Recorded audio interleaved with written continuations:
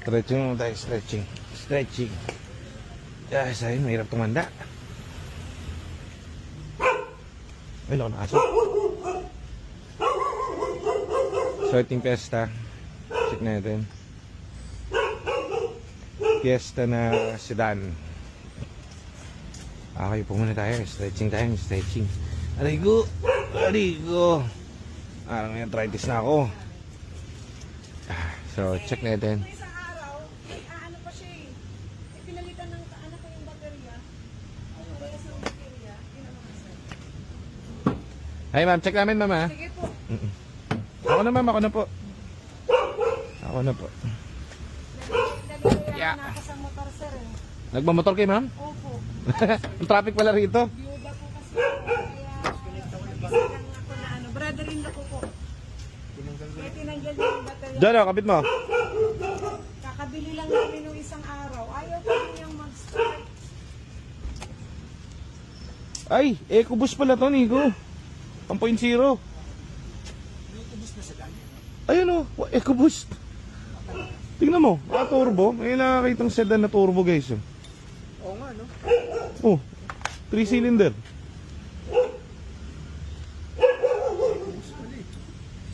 Ang tulin nga niya sir eh. Gusto kaya siyang gamitin. Kaya lang, sobrang traffic dito sa amin. Ay ma'am, sobrang traffic po pala rito. Sobrang traffic dito sir. Kaya nagmumotor na lang po ako. Puntahan to kasi sedan na push start. Napaganda pa kasi 1.0. So, sobrang rare to ngayon lang kami magkakaroon ng 1.0. Check natin.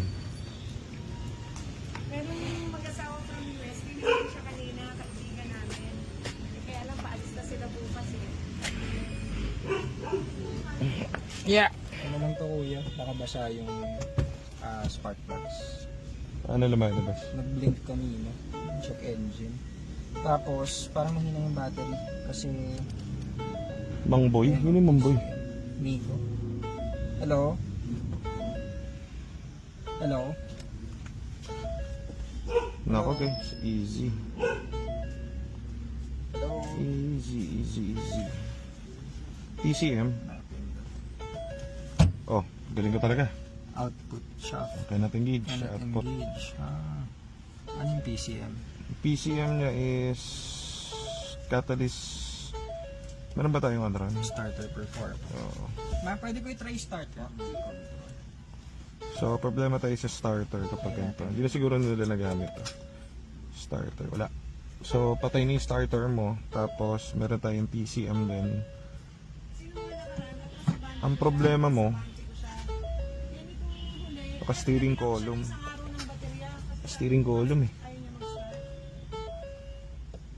Try ko muna tong i-clear. Tapos, ngayon, pag bumalik yung steering column, may problema tayo sa steering column. Pero pag na-clear ko to, nabuhay yung steering column, gumana, dahil lobat lang siya.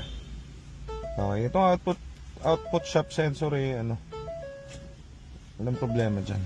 Importante ABS is gawa. So yun, natanggalan natin yung punta sa kabila dyan. So engine starter na lang. Engine starter ang problem nito. Tapos naka-green na lahat. So malalaman natin pag start mo. Wala na. So yun dyan. Tapos ang boxing, scan natin ulit. Clear lahat ng iba. So starter tayo and everything.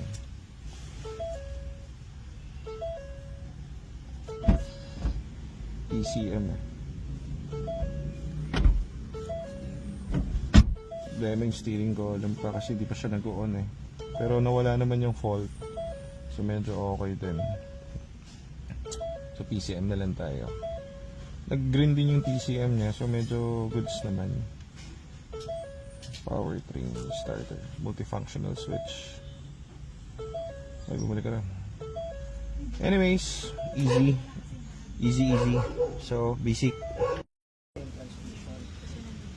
Opo. So, ang mangyayari dito yun, full refresh. Ang mangyayari dyan, engine, bubuksan, refresh everything. Transmission, papalit kami ng mga shift fork. Magkano nyo nabili, ma'am? Nasalo. Sinano ko lang, diniretso ko lang yung Yung Pero Ganun. nagdikit ka pa sa kanya. Pero mga magkano umabot? Ha? 400? Ano year? Pero pre-pandemic pa yun, ma'am. Hindi, Sabi. 2019. Before pandemic. Sa bagay kung salo naman. 5 years na. Oo. Kasi sinalo pala. Oo. Sa bagay. Andito. Kasi ano siya, hindi siya iba. Brother-in-law siya ng... Ah, Family niyo po. nonod pala sa atin si ma'am. Ako kasi ako madalas gumagamit. Eh, Ah, kaya? nasa Santa Mesa po. Oh, tiga Santa Mesa pala kayo ma'am. Kapit-bahay pala tayo. Sa noon ba kayo? Sa ano eh, sa Hampstead po kami. Sa may Bimapa. Sa may Okay na. Sa Mesa siya. Sa Mesa. Ah, sa SM. Nag-net siya sa UERM. Ah, kaya pala. Kapit-bahay pala namin kayo dun eh. Sa Mesa siya 5 years. Hindi naman niya ginagamit. Ako lang nagsa-drive. Hindi ako umuwi kasi nag-renew ako sa usual. Ah, okay po. Dapat to ano, mas nasisira kasi ang kotse ko. Nagkakaproblema kapag hindi na under eh. Yung pag-uwi ko, hindi na yung nagamit. Hindi na ginamit. Battery. Mm. Hindi pa din. Ito bago to eh. Hindi pa rin gumagamit. Ano naman to? Hindi siya sa battery yung code eh. Ang code niya sa ano, yun nga yung sinabi ko sa inyo. Una sa spark plug, tapos yung sa catalyst niya, tapos starter motor. Yung palang yung nakita namin na no. Pag nag-start, doon namin malalaman lahat. Kaso wala, hindi siya nag-i-start.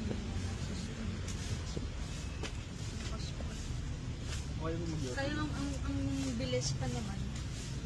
Oo, 1.0 yan ma'am eh. Mabilis tsaka magaan ang steering wheel kasi nito. Oo, pag Ford, electric, magaan siya. Pabunutin natin. Ang ano lang dito, medyo mahal-mahal lang na magagastos natin kasi naka-efficiency yung catalyst niya. So, hindi siguro nagpapapalit ng spark plug to sila ma'am or nagpapa-change oil masyado, marumi na yan. So, ang gagawin natin, full overhaul ng engine para all goods kasi naka-turbo eh. Palit tayo ng catalyst. Marami tayo sa shop na catalyst. Ganun. Catalyst, so refresh ka ng engine buo para gumanda. No? Transmission. TCM. Ang naging ano nito, ito. Diyan pumapatak yung tubig. So, pumapasok yung tubig dito. Saka sa transmission. Kaya nagka-catalyst. Ano? Baba po ng... Kaya yung Ayan, sealant. Kaya dito, makita nyo may mga... tubig. Gaya dito. Ito, goma lang. Yung sign ng tubig. Eh. Dito pumupunta yung tubig. Tapos, Kaya nilang to, no? butas to. Ayan dyan papatak. So, ayan nagka-catalyst pala. No? Catalyst efficiency. Check mo yung papers. Andyan yung papers na to, ma'am. Marami-rami. Pero, kayang-kaya. No problem. Mahirap lang to kasi naka-turbo. Pag magbubunot kayo ng ganito, napakadami yung tatanggalin. So, matrabaho siya. Matrabaho. Bunot lahat. Catalyst. So, yun na magiging problem natin yung catalyst.